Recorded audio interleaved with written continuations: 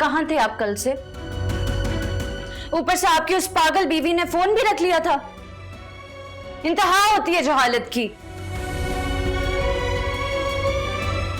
तुम तो बहुत गुस्से में हो। तो फोन करने की क्या जरूरत थी? दिल से याद करती है, मैं चला। बस ज्यादा बातें मत बनाएं आप।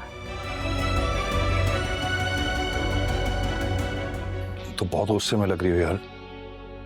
अच्छा सुनाओ, मुझे तुमसे एक जरूरी बात करनी है। एक दफा बात कर लो, फिर तुम्हें जो मुझे सजा देनी है दे लेना। लेकिन मेरी बात सुन लो ना यार। बोले। देखो रिदा, ये बेबी हम सबके लिए बहुत इंपॉर्टेंट है।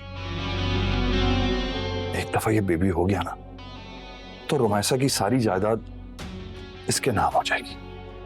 फिर खुद सोचो कि रोमाइसा की क्या पोजीशन रहेगी। आज भी आपकी उस बीवी ने मेरे साथ बहुत बुरा सलूक किया। अरे बुरा इंसान तो बुरा ही रहता ना यार। अगर वो इतनी अच्छी होती तो मैं तुमसे शादी करता। तुम्हें तो पता है ना, तुम मेरी फेवरेट हो। मैं ना तुम्हारे लिए बहुत सारी शॉपिंग करके लाया था, लेकिन मैंने सारे शॉपर्स बाहर ही रख दिए, ये सोचकर कि तुम्हें इतना गुस्सा आया है कहीं तुम उठा के सामान बाहर ही ना फेंक दो। और सारे वो कलर्स लाए हैं जो तुम पर सूट करते हैं, बिकॉज आई नो। थैंक्स। हमें कम से कम उससे पूछना तो चाहिए था। माँ बाप तो अपनी औलाद की तकलीफ में मर जाते हैं, लेकिन मैं जिंदा बैठी हूं। या अल्लाह, मैं मर क्यों नहीं गई? सुनिए, आप तो उसके बाप है ना, आप उसके सर के ऊपर हाथ रखे, उससे पूछे, उसका दर्द बांटे। मैं कुछ नहीं सुनना चाहता। पता नहीं ये वक्त देखने से पहले मुझे मौत क्यों नहीं आ गई। सब्र करो उस्मान। बेशक जो कुछ हुआ बहुत बुरा हुआ, लेकिन हमें समझदारी से काम लेना। यही बात तो मैं इनको इतनी देर से समझाने की कोशिश कर रही हूँ भाई साहब, लेकिन ये समझ ही नहीं रहे। मैं मानता हूँ हम लोगों के लिए हादसा बहुत मुश्किल है बर्दाश्त करना, लेकिन फिर भी इस मौके पे दुआ को अकेला नहीं छोड़ना चाहिए।